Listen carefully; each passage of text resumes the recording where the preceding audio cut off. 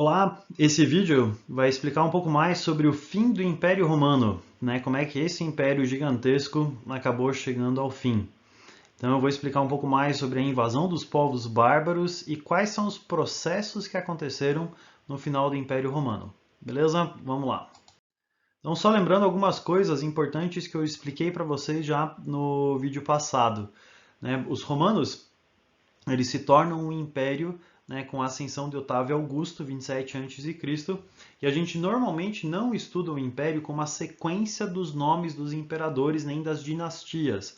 Nós estudamos as principais características durante esse período, que são a Pax Romana, uma paz imposta pelas armas, a política do pão e circo, né, diversão e comida para o povo não se preocupar com os problemas políticos, e o surgimento do cristianismo, que tem três fases: perseguido, tolerado e oficial.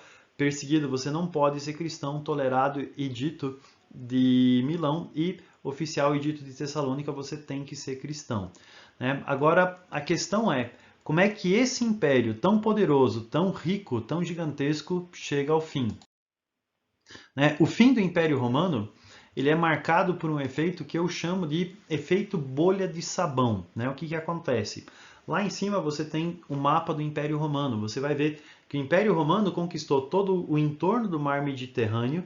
Né? Ele foi na Inglaterra até a muralha de Adriano. Eles construíram uma muralha no norte da Inglaterra que separava o sul civilizado do norte dos bárbaros que viviam no gelo. Né? E você tinha esse império gigantesco.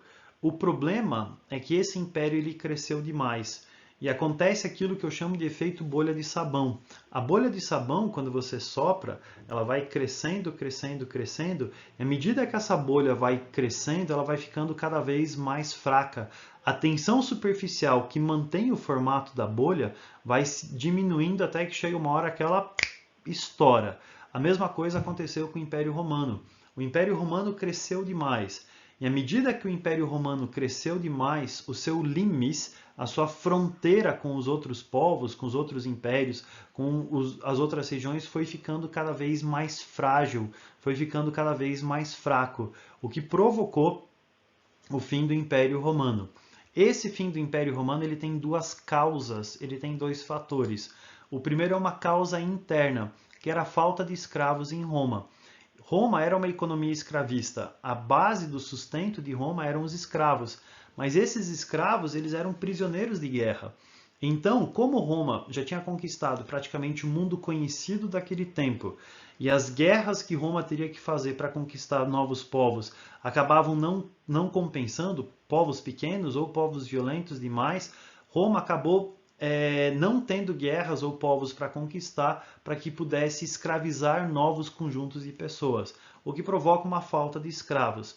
Essa falta de escravos, né, ela vai diminuir a produção de alimentos, que vai aumentar o custo dos alimentos, o rico continua comprando alimento de boa, o pobre começa a passar fome, as cidades começam a virar um caos, as cidades começam a ficar ambientes extremamente complicados. Então, a falta de escravos é um dos fatores para o fim do Império Romano.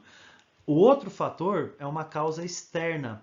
E a causa externa é a invasão de um conjunto de povos que nós chamamos de povos bárbaros germânicos. Quem que são esses bárbaros germânicos? Né? Uma questão importante aqui é saber que os romanos eles tinham um conceito etnocêntrico de civilização. O que significa isso? Os romanos colocavam como padrão civilizatório a cultura deles. Então, eles eram um povo civilizado. Todos aqueles que não tinham a cultura deles não eram civilizados. Todos aqueles que ainda não tinham sido conquistados por eles ou que tinham uma cultura diferente da deles eram, do ponto de vista deles, bárbaros. E ao norte do Império Romano, nessa região aqui, onde é que hoje você tem parte da Alemanha, né, a Germânia, existia um conjunto de tribos diferentes que os romanos chamavam de bárbaros, os bárbaros germânicos. Esse conjunto era um conjunto de pessoas que eram rurais, viviam no campo, eles eram adoradores de Odin, Thor, eles tinham uma religião muito violenta, né? Se eles tivessem uma morte violenta, eles iam para Valhalla, o castelo de cadáveres, né? Sentar à mesa com seus ancestrais e com os deuses, esperando a grande batalha do juízo final, que era o Ragnarok. As mulheres lutavam também nas batalhas, então eles eram um povo rural e extremamente violento. Mas esse povo, os bárbaros germânicos, foi se aproximando dos romanos, especialmente atrás de terras agricultáveis, terras que eles pudessem plantar ou que pudessem servir de pasto para os seus animais. E com isso, fronteira do Império Romano, os bárbaros foram chegando e se assentando perto, próximo desse limite do Império Romano. E no começo, o relacionamento entre os bárbaros e os germânicos não era de todo ruim. Eles faziam trocas comerciais, os bárbaros eram contratados como mercenários em guerras pelos romanos, né? Então eles serviam como soldados, eram contratados para acabar com uma determinada revolta pontual. Então os bárbaros se relacionavam relativamente bem com os romanos. O problema foi o povo dos pôneis malditos. Os pôneis malditos, ou o povo dos pôneis malditos, são os hunos, né? Esse povo que aparece na imagem lá, né? Então, na região onde é que você tem parte da Rússia, da Mongólia, onde é que você tem Ucrânia, onde é que você tem parte da Polônia, surge um povo que eram chamados de os hunos. Os hunos, eles tinham como principal arma a cavalaria ligeira. Os cavalos deles, menores do que os europeus, né, por isso pôneis, eles eram cavalgados por guerreiros que utilizavam arcos e flechas de uma maneira excepcional, lanças, né, não usavam assim grande equipamento pesado, por isso cavalaria ligeira. E esses hunos, eles constituíram um império gigantesco, né? Esse império vai conquistar toda essa parte verde que aparece no mapa aqui do lado.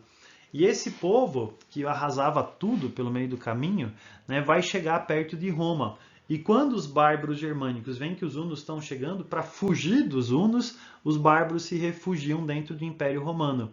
O Império Romano vai negociar com os hunos vão aceitar um resgate, né, 800 quilos de ouro para irem embora, mas os bárbaros germânicos entraram nesse limite, nessa fronteira romana que estava permeável. E de lá eles não vão sair. E com isso, os bárbaros germânicos vão começar a saquear cidades romanas, vão começar a saquear territórios romanos. E nesse ambiente acontece um processo muito importante no final de Roma, que é o processo que nós chamamos de ruralização, né? Os bárbaros atacavam as cidades já estava um caos. Então os romanos começam a sair das cidades e começam a se dirigir para o campo. No campo, em Roma, já acontecia uma instituição chamada de colonato.